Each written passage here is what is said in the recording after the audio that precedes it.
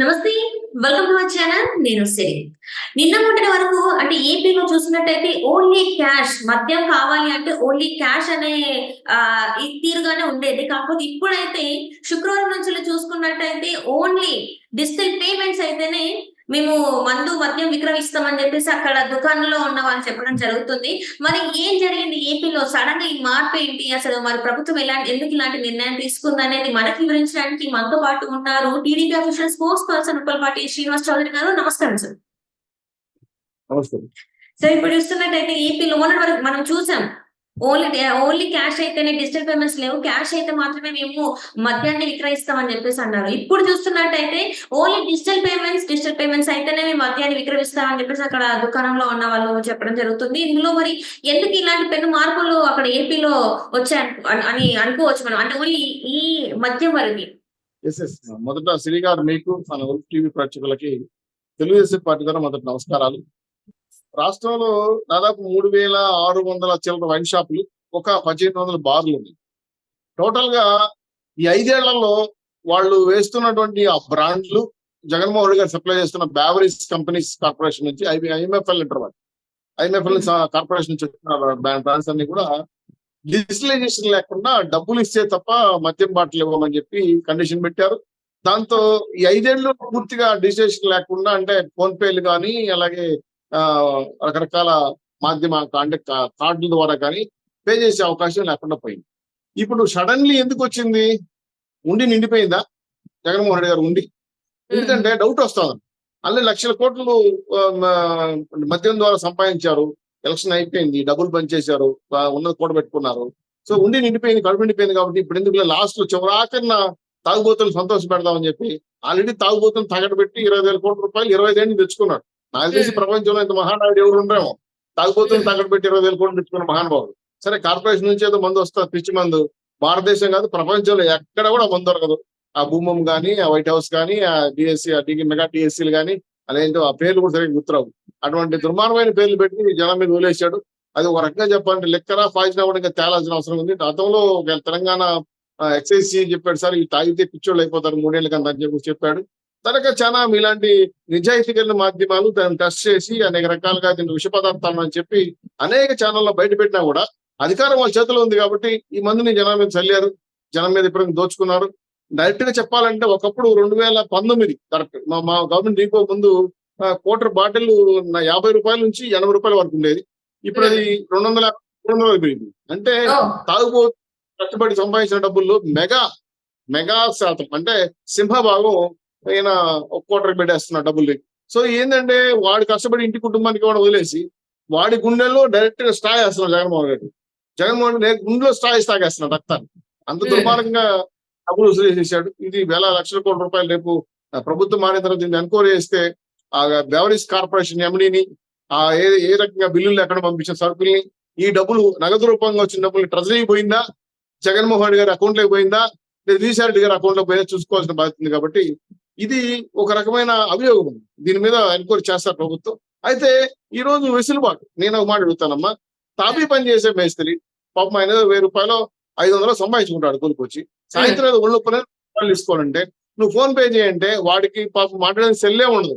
500 రూపాయల సెల్లు లేదా బిల్లు మాట్లాడుతుంటాడు. ఆయన అంటే నీకు డిజిటల్ పే చేస్తాడు, నేను డబ్బులు తీసుకోనంటే. సో ఇదో కుట్ర ఏంటంటే, మా ఉండిలు నిండిపోయినాయి, మీరు ఇస్తే డబ్బులు ఇవ్వండి లేదంటే డిజిటల్ పే చేయండి అంటే ఆడప్పటికప్పుడు బ్యాంక్ అకౌంట్ ఉండాలి, వాళ్ళకి బ్యాంక్ అకౌంట్ సెల్కి లింక్ అయి ఉండాలి. పైగా ఆండ్రాయిడ్ కానీ లేదా ఐఫోన్ కానీ ఉండాలి. ఆండ్రాయిడ్ కొనాలంటే ఆ పేదోడి పరిస్థితి ఏంటమ్మా, 10,000 15,000 రూపాయలు ఆండ్రాయిడ్ ఫోన్ రా. సో ఇదో కుట్ర. నిజంగా పేదవాడి మీద ప్రేమ ఉంటే ఇవన్నీ చేస్తారు. కాబట్టి అయిపోయేటప్పుడు ఏమంటారు, దాన్ని తట్టాపడి సత్తుకునేటప్పుడు ఎంత వస్తే అంత లాభం అని చెప్పి ఈ రోజు కొత్త ప్రయోగంగా డిజిటల్ ప్రయోగం చేశారు. ఇది ఆల్రెడీ దీని మీద కోర్టుకు వెళ్ళారు, కంప్లైంట్ ఇచ్చారు. బెవరీస్ కంపెనీ మీద ఎండీ మీద కూడా నోటీసులు ఇచ్చారు. అప్పుడు స్పందించలా. ఇప్పుడు లండన్ వెళ్ళిపోయిన జగన్మోహన్ రెడ్డి గారి మీద వెంటనే వచ్చి డిజిటల్ పేమెంట్ చేయండి అంటే ఏంటి నాకు అర్థం కాలేదు. అది వాళ్ళు తెలుగు కూడా వెళ్ళిపోం. డిజిటల్ పేమెంట్ అంటే ఏమో తెలియని పేదవాళ్ళు, కూలీలు, ఆ పూట కూడా పనిచేసే వాళ్ళకి ఇటువంటివన్నీ సందర్భాల్లో టెక్నాలజీ లేదు. కాబట్టి ఒక రకంగా చెప్పాలంటే మద్యాన్ని అమ్మకుండా నిలిపేస్తే ఆ డబ్బులు ప్రభుత్వానికి ఖజానాకి రావు, వచ్చే ప్రభుత్వానికి డబ్బులు లేకుండా చేయాలని కుట్ర ఉంది, న్యాయంగా ఉంటుంది. ఎందుకంటే ఒక 30,000 నుంచి 35,000 ఒక ట్రెజరీకి డబ్బులు వస్తాయి, 1,000 కోట్ల రూపాయలు పర్ ఇయర్ గవర్నమెంట్. రాబోయే గవర్నమెంట్ ఎటు మన కాదు.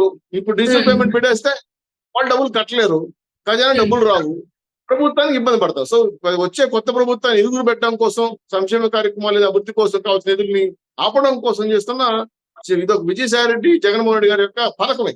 ఈ పథకంలో భాగంగానే డిజిటల్ పెట్టారు కాబట్టి ఇదేదో మద్యాన్ని క్రమబద్ధీకరించాలనో లేదంటే మద్యాన్ని న్యాయపరంగా అమ్మాలనో, బిల్లులు రసీదులు వేయాలనో కాదమ్మా. రాబోయే ప్రభుత్వానికి ఆర్థికంగా ఇబ్బందులు కలిగించాలని చేస్తున్న ప్రయత్నం. ఎందుకంటే రాష్ట్రంలో అత్యధిక ఆదాయం వచ్చేది మద్యం. ఆ మద్యం కార్పొరేషన్ ని నిషేధిస్తానని చెప్పి, మద్య నిషేధం చేస్తానని చెప్పి అబద్ధాలు చెప్పి జగన్మోహన్ రెడ్డి చేతులు ఎత్తేసాడు. పైగా కార్పొరేషన్ 20 ఏళ్ళు తగడబెట్టాడు, 25 ఏళ్ళు తగడబెట్టి వచ్చే ప్రభుత్వం నిషేధం చేయలేదు. కాబట్టి ఇటువంటి సిచ్యువేషన్ లో ఈ దుర్మార్గమైన మంది ఇప్పటికీ జనం పిచ్చోళ్ళు అయిపోయారు. చాలా మంది డీహైడ్రేషన్ అవసరం పడుతున్నారు. ఈ రోజు కొత్త ప్రభుత్వాన్ని ఇబ్బంది పెట్టడం కోసం చేస్తున్న కుట్ర జనాలు గమనిస్తున్నారు. ఇప్పటికే నేను నిన్న నుంచో మన నుంచి వస్తాయి ఈ వాయిస్. నేను వేరే సందర్భంగా వస్తా ఉంటే ఒక కూలి తిడుతున్నాడు, సార్ మాకేం సార్ డీటెయిల్స్ మాకు ఏమి నొక్కాలో కూడా తెలియదు, ఏ బటన్ నొక్కాలో మాకు అసలు అవి ఎందుకు పెడుతున్నారు, ఎన్నిసార్లు డబ్బులు ఇస్తాను మాకు అంటే లేదు మీరు పోయి ఫోన్ పే చేయకండి, లేదంటే ఎవరన్నా తెలిసి ఉంటే వాళ్ళు చేయించారని చెప్పి గవర్నమెంట్ షాప్ దగ్గర ఒక అతను గొడవ పడుతున్నాడు. సార్ ఆయన పేదవాడిని సార్, ఒళ్ళనొప్పుడు సార్ అంటే కనుకరించే పరిస్థితి లేదు. కాబట్టి రాబోయే ప్రభుత్వాన్ని ఆర్థికంగా ఇబ్బంది పెట్టి అనేక రకాలుగా గురి చేయడం కోసం చేస్తున్న ఖజానా గండేయాలని చెప్పి ఈ దుర్మార్గమైన చర్చ చేపట్టారు. ఇంకా 4వ తారీఖు పైన కొత్త ప్రభుత్వం ఎట్లా వస్తుంది, వీళ్ళు చేసిన అన్యాయాల అక్రమాలు, మద్యం పై జరిగిన కుంభకోణాలన్నీ బయటకు వస్తాయి. ఆ రోజు ఎవరు దోషులుగా ఉంటారో చూస్తాం. ఈ రోజు డిజిటల్ పేమెంట్ చేయమని ఉన్నట్టుండి అకస్మాత్తుగా చెప్పడం ముందే కూడా ఎడికేషన్ జరుగుంటే మరి పోతే ఫోన్ పే చేయొచ్చు అనే ఒక అవగాహన ఉండేది. సడన్లీ నువ్వు మిషన్ తీసుకొచ్చి పెడితే ఆ పేదవాళ్ళకి, చదువు లేని వాళ్ళకి, ఆ కూలి వాళ్ళకి, అదే విధంగా బిల్డింగ్ వర్కర్స్ కి 1-2 తెలియదమ్మా. ఏబీసీ తెలిస్తే వాళ్ళు చెప్పండి, ఆ సీక్రెట్ కోడ్ చెప్పండి. అదే కార్డు వాళ్ళకి అసలు ఏటీఎం కార్డు కానీ, డిబెట్ కార్డు కానీ, క్రెడిట్ కార్డు 3 కార్డులు తేడా కూడా తెలియదు వాళ్ళు. ఏటీఎం అంటే ఎందుకు తెలియదు, డిబెట్ అంటే తెలియదు, క్రెడిట్ అంటే తెలియదు. అటువంటి వాళ్ళు తీసుకొచ్చి నువ్వు కార్డు ఇవ్వు, లేదంటే ఫోన్ పే చేయి, క్యూఆర్ స్కాన్. అసలు కళ్ళు కనపడ పాపం ఆ వయసులో కళ్ళు కనపడవు, వాళ్ళు క్యూఆర్ స్కాన్ యాడ్ చేస్తారు. ఫోటో తీసి తెలిసి అంటే అటువంటి తెలుగు సాంకేతిక విభాగం కూడా అందుబాటులో లేదు. ఇది కేవలం కొత్త ప్రభుత్వాన్ని ఆర్థికంగా ఎగ్గును పెట్టడం కోసం చేస్తున్న పెద్ద కుట్ర. తొందరగా ఛేదిస్తాం, ఖచ్చితంగా దీని మీద ఎటువంటి యాక్షన్ తీసుకుంటాం. రాబోయే రోజుల్లో నాణ్యమైన మద్యాన్ని కూటమి అందిస్తాం, మా ఎన్డీఏ కూటమి ఇస్తానని చెప్పి హామీ ఇచ్చిన సందర్భంగా అటువైపు అడుగులేస్తాం. ఈ బ్యావరీస్ని క్లోజ్ చేసి ఈ విషపూరితమైన మద్యాన్ని అమ్ముతున్న వ్యక్తులపైన కఠిన చర్యలు తీసుకుపోతాం. రాబోయే రోజుల్లో పేదవాడికి అందుబాటులో ఈ నాణ్యమైన మద్యాన్ని తీసుకోవడానికి ప్రయత్నం చేసేదానికి కూటమి ప్రయత్నం చేస్తున్నామా. అంతవరకు కొద్దిగా ఓపిక ఉండి మీ ద్వారా రిక్వెస్ట్ ఏదంటే ఈ 4-5 రోజులు ఓపిక పట్టండి, ఆరోగ్య చెడగొట్టుకోబాకండి. దయచేసి మీరు ఈ డిజిటల్ పేమెంట్లు అలవాటు పడద్దండి. భవిష్యత్తులో డిజిటల్ పేమెంట్ తీసుకుందాం కావాలంటే, కాకపోతే ఈ మద్యాన్ని ఆపండి అని చెప్పి చెప్తున్నాను. కాకపోతే మీరందరూ కూడా డిమాండ్ చేసి వైన్ షాపుల దగ్గర మాకు మద్యం కావాలని చెప్తే ఖచ్చితంగా మద్యం ఇవ్వాలి. అది లోకల్ గా ఉన్న ఎక్సైజ్ ఆఫీసులు, ఎక్సైజ్ డిఓ, డిస్ట్రిక్ట్ ఆఫీసులు ఉంటారు, వాళ్ళు చెప్పాలి. కాబట్టి ఇవన్నీ వాళ్ళు మద్యం అమ్ముకునే వాళ్ళు ప్లస్ తాగుబోతుల సంఘాలు ఉంటారు కాబట్టి వాళ్ళు చెప్పరు. కాబట్టి ఇది కేవలం కొత్త ప్రభుత్వాన్ని ఇబ్బంది పెట్టాలని చేస్తున్న కుట్ర. కాబట్టి ఖచ్చితంగా మేము చర్యలు తీసుకుంటాం, ఎన్క్వైరీ చేస్తాం. పేదవాడికి అంత ఇంత ఉపశమనం ఇచ్చే మద్యాన్ని పైన ఇన్ని రకాల అడ్డంకులు పెట్టడం మాత్రం తీవ్రంగా ఖండిస్తామా. మేము తొందరలో నాకు తెలిసి ప్రతి డిస్ట్రిక్ట్ ఎక్స్చేంజ్ ఆఫీసర్ ఉంటాడు, డీసీ అంటారు అతన్ని, మేము ఏదైతే వాళ్ళకి ఒకసారి ఫోన్ చేసి రిక్వెస్ట్ చేస్తాం అలా చేయొద్దని. లేదు పైనుంచి ప్రదర్శిస్తున్నాయంటే ఖచ్చితంగా దాని మీద యాక్షన్ తీసుకోవడానికి కొత్త ప్రభుత్వం చర్యలు తీసుకుంటుందమ్మా. దాని అనుమానం అక్కర్లేదు. డిజిటల్ పేమెంట్ మాత్రం ఈ దయచేసి ఇప్పుడు నమ్మద్దని తెలియదు. ఎందుకంటే వాళ్ళు ఒకటి స్కాన్ చేసి ఇంకోటి స్కాన్ చేస్తే వాళ్ళు మొత్తం డబ్బులు పోతాయి. ఇప్పుడు అది కూడా తెలియదు పేదవాడికి. సో ఇది గందరగోళం సృష్టించిన కారణం ఏంటంటే ఇది కుట్రే, ఇది ప్రభుత్వ కుట్రే, అనుమానం అక్కర్లేదు. ఖచ్చితంగా దీని సంగతి తెలుస్తామని హెచ్చరిస్తున్నాం. అంటే ఇప్పటివరకు చూస్తుంటే సార్, ఎన్నో గతంలో చూస్తున్నట్టయితే స్కానర్ చేస్తా అన్నా కూడా అక్కడేమో స్కానర్ చేయని పరిస్థితి. ఓన్లీ మీరు హ్యాండ్ క్యాష్ ఇస్తేనే, ఎంత అవుతుందో అంత హ్యాండ్ క్యాష్ ఇస్తేనే మేము మద్యం ఇస్తాం. ఎందుకు అంటే కేవలం ఒక ఇప్పుడు వచ్చి ఒకవేళ ప్రభుత్వం మారుతుందన్న ఒక ఇదేనా, లేకపోతే దీని వెనకాల ఇంకేమైనా కుట్ర ఉందనుకోవాలా? మీరు చెప్పిన మా తర్వాత ఇంకొక ఆలోచన కూడా వస్తా ఉన్నాం. ఎందుకంటే బేవరీస్ కి ముడిసరికి సప్లై చేస్తారు. సో మద్యం అమ్మకాలు అయిపోతే ముడిసరికి అయిపోతుంది, ఉత్పత్తి అయిపోతుంది. సో దాని ద్వారా ఫ్యాక్టరీలు మూతపడే అవకాశం ఉంది. ఇది ఇంకా ప్రమాదం. ఎస్ఎస్టీ రావాలి కూడా మానిపోతుంది. అంటే ఒక్కసారిగా ఆర్థిక వ్యవస్థని కుదేలు చేయొచ్చు, కొత్త ప్రభుత్వానికి చుక్కలు చూపించవచ్చు. సో మద్యం అనేది పెద్ద ఆదాయం మారుతుంది మన ఆంధ్ర రాష్ట్రంలో.